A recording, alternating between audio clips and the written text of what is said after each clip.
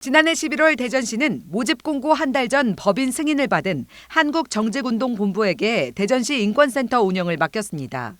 인권운동 실적이 부족한 전문성 없는 기관이 선정된 배경에 대해 지역 시민단체들이 성명서까지 내고 반발했지만 결국 대전시는 선정 과정 자료 공개도 거부하며 밀어붙였습니다. 논란은 운영기간 내내 이어졌는데 지난 6월엔 센터 내에서 인권 침해 사태가 발생해 국가인권위원회에 진정서가 제출됐습니다. 성과평가 점수도 다른 법인이 운영하던 지난해 90점이었지만 올해는 64점으로 뚝 떨어진 상황. 위스탁 과정부터 운영 전반까지 논란이 끊이지 않는 대전시 인권센터가 결국 올해 12월 문을 닫게 됐습니다. 대전시는 인권센터 운영 효과가 미비하다고 판단했다며 기존 대전시 인권증진팀의 인권 보호 활동을 강화할 계획이라고 설명했습니다. 대전시와 또 국가인권위원회와 그 기능이 유사하거나 중복된 기능들이 많아졌습니다. 따라서 예산 대비 효과성이 많이 결여되기 때문에 이제 인권센터의 기능을 종료하고자 합니다.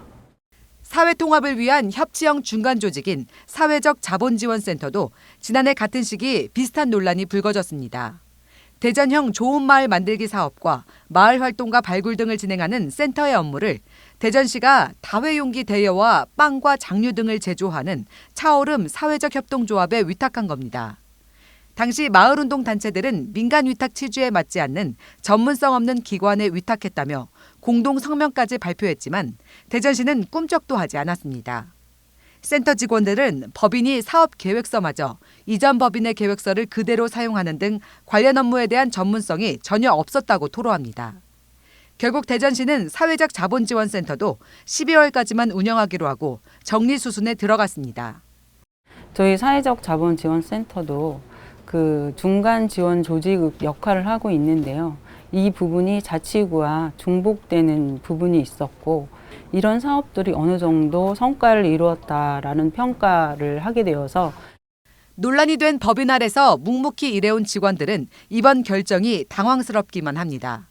전문성 없는 법인에 사업을 맡긴 대전시가 결국 업무 자체를 없앤다고 통보하면서 일자리가 사라지게 된 겁니다.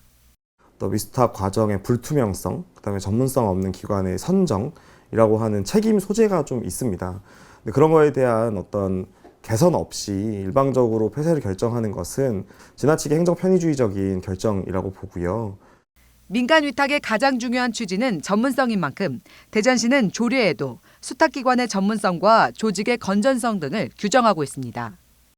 시민들의 우려에도 강행한 대전시의 민간 위탁 기관 선정이 결국 센터 폐쇄 조치로 이어지면서 불필요한 사회적 갈등의 피해 또한 고스란히 시민들의 몫이 됐다는 지적입니다.